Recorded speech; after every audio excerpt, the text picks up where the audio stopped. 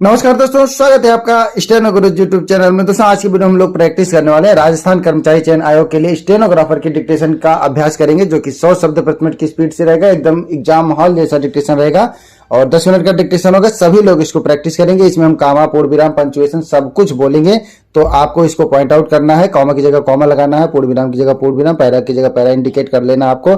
ठीक है दोस्तों, जैसे कि आपको पता है कि एग्जाम डेट आ चुका है, उसमें कौन सा लेयर कीबोर्ड कौन सा यूज होगा सब कुछ बता दिया गया है। तो आप लोग बिल्कुल तैयार हो जाइए। अक्टूबर में आपका एग्जाम है, समय आपके पास बहुत कम है। ठीक है, और यहाँ पे दोस्तों आपको क्वालिफाइंग नहीं है, यहाँ पे आपका नंबरिंग है। ठीक है, एक सही वाक्य पे आपका 0.1 नंबर मिलेगा। तो आपको कोशिश करना है कि जितना ज्यादा से ज्यादा सही करेंगे उतने आपके नंबर ज्यादा बनेंगे। ठीक है, तो आप इसको पूरा प्रैक्टिस करिएगा। पीडीएफ इसका आपको हमारे टेलीग्राम पर मिल जाएगा। टेलीग्राम का लिंक वीडियो के डिस्क्रिप्शन में दिया गया। वीडियो पसंद आए तो वीडियो को लाइक कर देना। चैनल पर पहली बार आए तो सब्सक्राइब करके नोटिफिकेशन बेल आ रखना और अपना बहुमूल्य सुझाव में कमेंट बॉक्स में जरूर देना, ताकि आने वाली वीडियो में हम और बेहतर कर पाए। इसके अलावा दोस्तों अगर आप डेली डिक्टेशन चाहते हैं तो आप चाहे तो चैनल का मेंबरशिप ले सकते हैं या हमारे पेड ग्रुप को ज्वाइन कर सकते हैं। तो ज्यादा समय न लेते हुए चलिए स्टार्ट करते हैं। Ready ready 5 second start. सभापति महोदय, बेकारी की समस्या दिन प्रतिदिन बढ़ती ही जा रही है, विराम। यह समस्या समाज के लिए एक कलंक है, विराम। यदि लोगों को काम नहीं मिलेगा तो यह समस्या और विकट होती जाएगी, विराम। आज हम देखते हैं कि किसी घर में शिक्षित होने के बावजूद भी उनके पास कोई काम नहीं है, विराम। इस प्रकार बहुत से लोग काम करना चाहते हैं, लेकिन वे खाली बैठे हुए हैं, विराम। ग्रामीण क्षेत्रों में यदि लोगों को जमीन दे दी जाए तो वे उसमें काम करने के लिए तैयार हैं, विराम। लेकिन कई लोगों को ना तो जमीन मिलती है ना ही नौकरी, विराम। इस प्रकार गांव में ऐसे बहुत से लोग हैं जो बेकारी की समस्या से जूझ रहे हैं, विराम। अतः इस बारे में भी आपको कुछ ना कुछ सोचना चाहिए, विराम। आज आदमी काम करना चाहता है पर उसके पास काम करने का कोई साधन नहीं है, विराम। सरकार काम की भी गारंटी नहीं देती है, विराम। ऐसा कोई काम भी नहीं है जिसे सब कर सकें, विराम। ऐसी दशा में क्या सरकार कह सकती है कि कोई आदमी भूखा नहीं मर सकता, विराम। कोई आदमी मेहनत मजदूरी करके अपना पेट भरना चाहता है तो क्या उसे सब जगह काम मिल सकता है, विराम। इसकी गारंटी सरकार अभी तक हमें नहीं दे पाई है, विराम। यह स्थिति बहुत ही दुर्भाग्यपूर्ण है, विराम। हमारे देश में एक तरफ तो कुछ लोग भूखे मर रहे हैं, कुछ लोग बड़े आराम का जीवन बिता रहे हैं, विराम। कुछ लोगों को चाहने पर भी कोई काम नहीं मिलता, विराम। वे दर दर भटक रहे हैं, विराम। इस समस्या को सुलझाने के लिए हमें गहराई से सोचना होगा, विराम, पैरा। महोदय, सरकार ने जिलों में रोजगार दफ्तर खोल रखे हैं, विराम। लेकिन ऐसे लोग जिनको वास्तव में नौकरी की आवश्यकता है उनको नौकरी नहीं मिलती है, विराम। उनको रोजगार नहीं मिलता है, विराम। वे बार बार इन दफ्तरों के चक्कर लगाते रहते हैं, विराम। उनकी परवाह कोई नहीं करता है, विराम। ऐसा भी नहीं है कि यह बेरोजगारी केवल शहरों तक ही सीमित हो, विराम। बेरोजगारी तो गांव में भी बढ़ती जा रही है, विराम।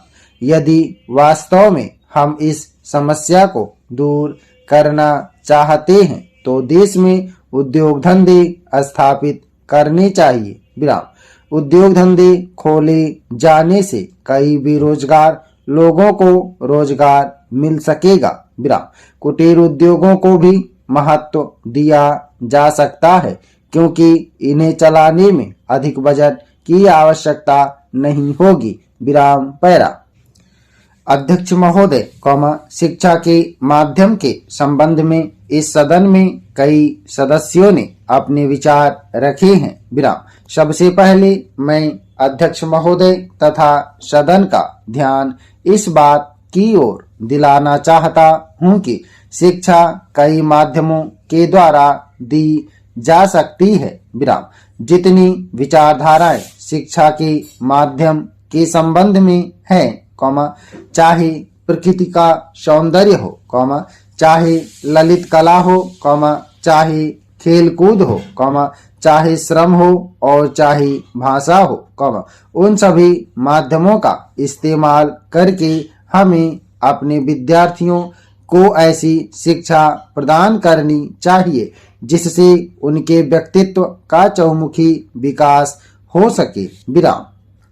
इन सब माध्यमों में भाषा का भी अपना एक महत्व है। विराम।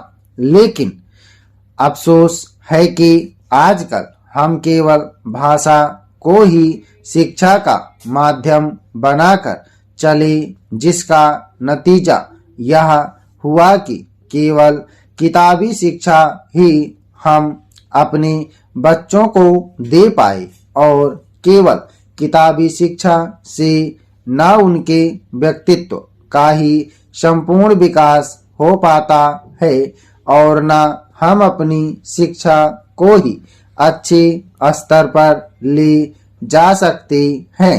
विराम।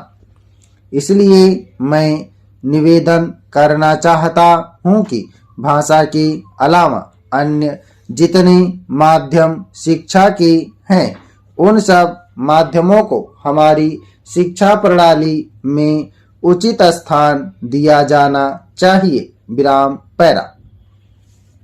जहां तक भाषा का प्रश्न है, दुनिया के सारे शिक्षा शास्त्री और हमारे कमीशन में भी जो शिक्षा शास्त्री थे उनकी भी यही राय थी कि शिक्षा का माध्यम अगर कोई भाषा हो सकती है तो वह मातृभाषा हो सकती है। विराम। मातृभाषा के अतिरिक्त अगर अन्य किसी भाषा में शिक्षा दी जाती है तो वह शिक्षा अच्छी नहीं कही जा सकती। विराम। उसमें बच्चों की शक्ति की बहुत हानि होती है। विराम। जो शिक्षा हम मातृभाषा के माध्यम से 5 साल में दे सकते हैं वह दूसरी भाषा के माध्यम से हम 15 साल में भी नहीं दे सकते। विराम। यदि यह बच्चे की मातृभाषा नहीं है तो उस भाषा में शिक्षा प्राप्त करने के लिए बच्चे को बहुत अधिक अतिरिक्त मेहनत करनी पड़ेगी तथा अधिक समय भी देना पड़ेगा, जबकि मातृभाषा के माध्यम से वह बहुत कम समय में और बहुत कम मेहनत से शिक्षा प्राप्त कर सकता है। विराम। इसलिए आज जो लोग कहते हैं कि शिक्षा का माध्यम अंग्रेजी रखा जाए वह देश की शिक्षा के बहुत बड़े दुश्मन हैं, क्योंकि मातृभाषा को छोड़कर अगर अंग्रेजी में शिक्षा दी जाती है तो शिक्षा का कभी भी विकास नहीं हो सकता। विराम। यदि हम चाहते हैं कि देश के करोड़ों बच्चों को देश के कोने कोने में शिक्षा दी जाए तो केवल मातृभाषा को शिक्षा का माध्यम बनाना होगा। विराम पैरा। हमारे कुछ दक्षिण के भाई हिंदी से नाराज हैं, लेकिन अंग्रेजी से उनका मोह हमारी समझ में नहीं आता। विराम। अंग्रेजी से मोह केवल कुछ लोगों को ही है, सारे दक्षिण भारत के लोगों को अंग्रेजी से मोह नहीं है। विराम। अंग्रेजी से मोह केवल उन्हीं लोगों को है जिन्होंने बहुत पहले अंग्रेजी की शिक्षा प्राप्त की थी और जो आज हमारी सरकारी सेवाओं में ऊंचे पदों पर हैं। विराम पैरा। अध्यक्ष महोदय, राष्ट्रीय शिक्षा तथा अन्य भाषाओं के प्रश्नों पर मैं इस समय चर्चा नहीं करना चाहता। विराम। इन दोनों विषयों पर चर्चा भाषा विधेयक के आने पर की जाएगी। विराम। इस समय मैं यह चाहता हूं कि पहले इस बात पर विचार करें कि शिक्षा का माध्यम कौन सी भाषा हो। विराम। मेरे विचार में शिक्षा के हित में इस बात की अत्यंत आवश्यकता है कि अपने देश में मातृभाषा को या जिसको हम अपने देश की राष्ट्रभाषा कहते हैं उसको शिक्षा का माध्यम बनाया जाए। विराम।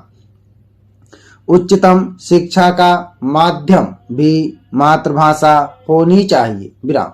इसमें पाठ्य पुस्तकों की कठिनाई हो सकती है। विराम।